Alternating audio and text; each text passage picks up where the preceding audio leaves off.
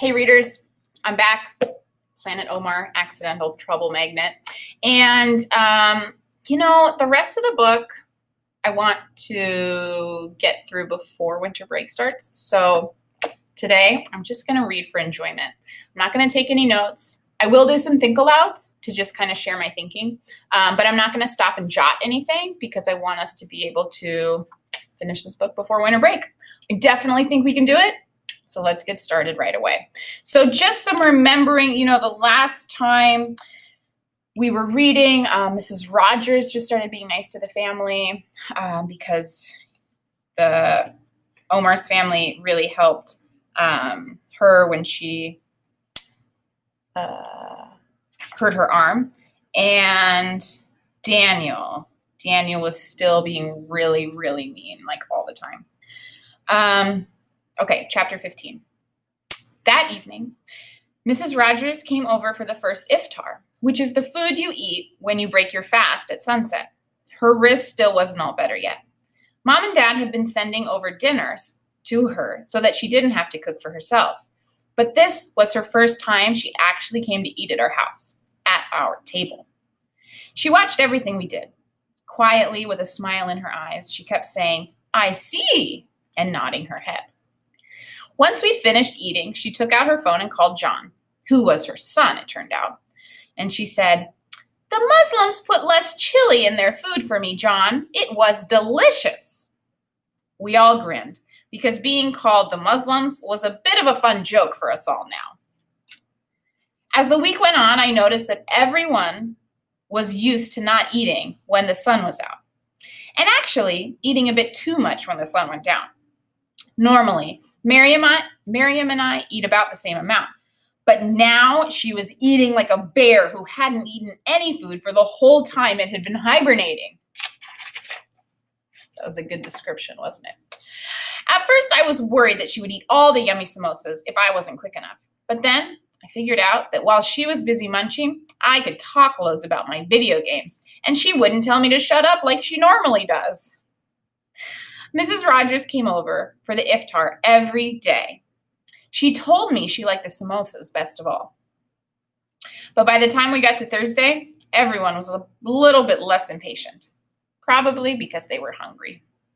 It didn't help that Miriam had done really bad on her science test, which was a complete catastrophe in our household because she is the daughter of 2 successful scientists. Mom was telling her that it really wasn't good enough and that they would go over all the things she found hard. And Dad was saying that he wouldn't be upset if they didn't believe that Miriam could do better. I looked at Miriam once.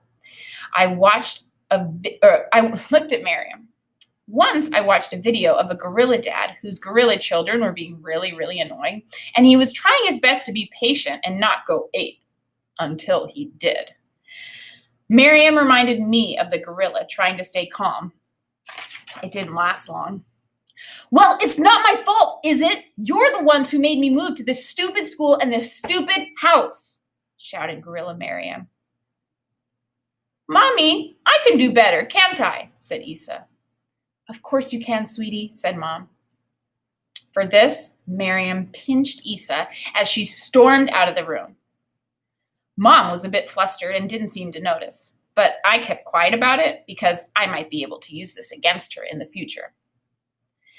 Mom said I was sitting around doing nothing, so I should go and set the table for Iftar and take out the stones of the middle of the dates and put in nuts instead.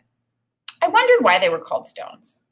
I imagined what would happen if there were real stones in dates and somebody tried to eat one, thinking it had a nut in it. If it didn't smash their teeth doing that and manage to swallow it instead, would it stay in their tummies forever? Or would they poop it out? Just as I had finished setting the table, Dad came into the room. He liked that I had gone over the top and taken out the fancy glasses and made the table look like they do in restaurants. Mom put her head around the door. She didn't like it. She said that her fancy glasses could get broken and that I shouldn't touch them. Then she told me to go and get Mrs. Rogers to join us for Iftar. Mrs. Rogers brought a box of chocolates with her. It was only 12 steps from her front door to ours, which takes me about 12 seconds to walk across. It takes Mrs. Rogers 60 seconds. I timed it. That doesn't sound like a lot, but it's really slow when you're doing it with her.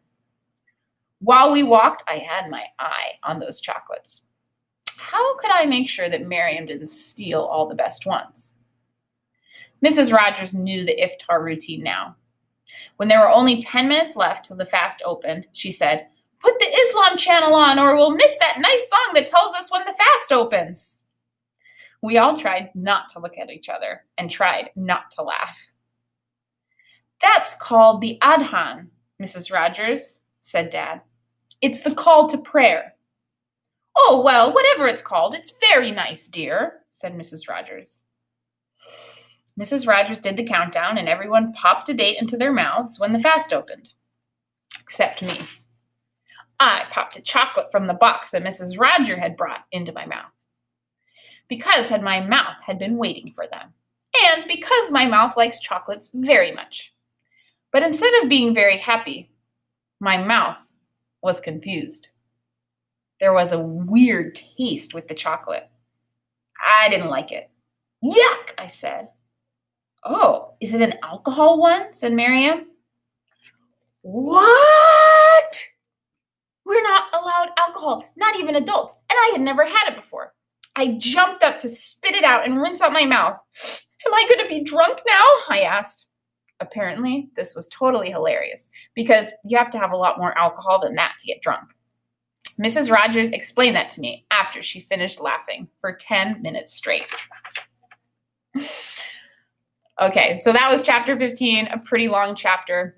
It seems like Mrs. Rogers is really becoming an important character in this story. And, that change from not knowing Omar's family and just judging them, prejudging them before she'd even met them, and just really being quite rude.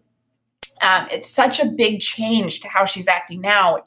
She's bringing over chocolate, she's coming to every dinner, and she's really getting to know them just as people and not as people who are part of a certain religion or believe a certain thing. Just people are people. They're just her neighbors. Chapter 16. When Friday evening finally came around, I was very excited. I had somehow made it to the weekend without getting any of my bones broken by Daniel. And I was going to be fasting the next day, which meant I was one step closer to my Ferrari. I knew I had to wake up at 2 o'clock in the morning to eat before sunrise. That's basically the middle of the night. At first, I couldn't even sleep because I was too excited about getting up when I normally wouldn't be allowed to. But the next thing I knew, Miriam was waking me up saying, "Get up, brat face," and poking me in the ribs with long fingers. And for some weird reason, blowing on my face, complete with added bits of spit. Was Shaitan still whispering to her somehow and making her be mean? It took me a moment to remember why I wasn't supposed to be asleep. But then I jumped out of bed. Midnight feast! I whizzed down the stairs and jumped onto my seat at the kitchen table. Then I jumped right back up to get my favorite cereal. "How are you this perky this early in the morning?" said something that sounded a bit like Dad. Mom and Dad looked different, like half zombies. They weren't speaking very much, and when they did, it was just one or two words, and it was a bit slurred. Eggs? Usually said as, "Would you like some eggs?" Hot. Usually said as, "Be careful, it's hot." They were also moving a lot slower than normal. I imagined it was because the whole room was filled with thick zombie slime, and they were wading through it in slow motion. Adults are funny. I can't understand why they have different levels of energy depending on how much they sleep or how much coffee they've had. I'm basically the same all the time. I think Miriam is on her way to being an adult because she was at least a quarter zombie when we were eating suhoor. I had some cereal and was forced to have some egg and porridge too, with hazelnut spread, obviously. Then we all went back to bed. When I woke up on Saturday morning, I had to remember not to eat breakfast and not to drink or eat anything. I was doing fine until about noon when my tummy started to rumble. I ignored it and tried to distract myself by building a Lego Triceratops. It worked because the tummy rumbling went away. And by the time Dad announced that we had to get into the peanut to go to the supermarket, I had forgotten all about my hunger. That was until we reached the shelves of the supermarket. And I saw the shelves stacked with chocolate croissants and waffles and cakes, even the things I normally don't like to eat, like quiche that sat on the shelves looking more yummy than ever before. My tummy growled like H2O. My insides suddenly ached and my legs pretended to be noodles. On the drive back, I asked Dad if I could break my fast. He said that I could because I was just a kid, and at least I had tried. He said there was a reason why Allah said that kids don't have to fast. Their bodies aren't like adult bodies. But are you sure that Allah won't mind? I asked.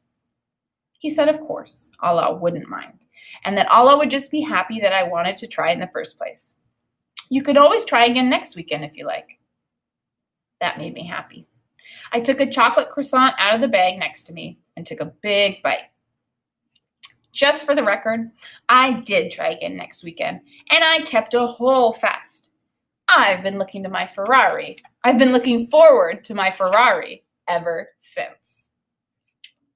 Okay, there's chapter 17, and I'm going to pause there for today. That'll be it. I'll see you soon.